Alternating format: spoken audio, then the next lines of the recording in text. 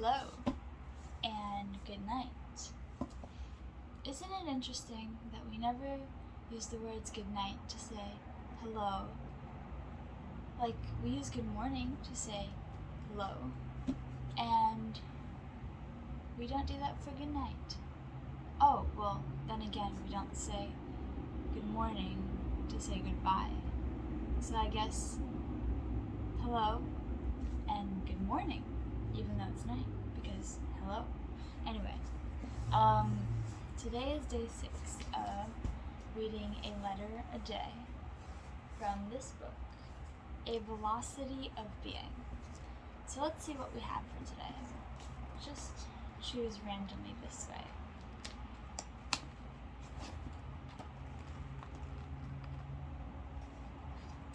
So the letter we have today is written by Elizabeth Alexander. Elizabeth is a poet, essayist, professor at Columbia University, and president of the Andrew H. Mellon Foundation. She is the author of several collections of poems and essays, a play, and the memoir The Light of the World. In 2009, she became the 4th poet in history to read at a U.S. presidential inauguration, where she welcomed Barack Obama to the presidency with her poem Praise Song for the Day, composed for the occasion. Okay. Dears, my grandmother, Winona Bond Logan, was the most beloved friend of my childhood. She grew up in the racially segregated U.S. South in the early part of the 20th century, mostly in Alabama. Her family moved to Washington, D.C. when she was a teenager.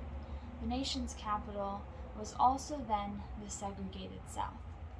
Long before she was my grandmother, she was a girl with 2 long, thick braids who used to roller skate to the embassies a few miles from her home and sit on the steps to imagine the rest of the world was there, as she'd one day tell me.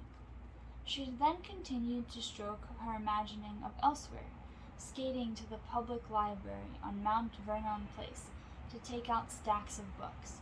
She liked to read about other places so she could imagine them, she told me. Most of her friends stayed forever in Washington. Nothing wrong with that, but my grandmother's reading made her dream.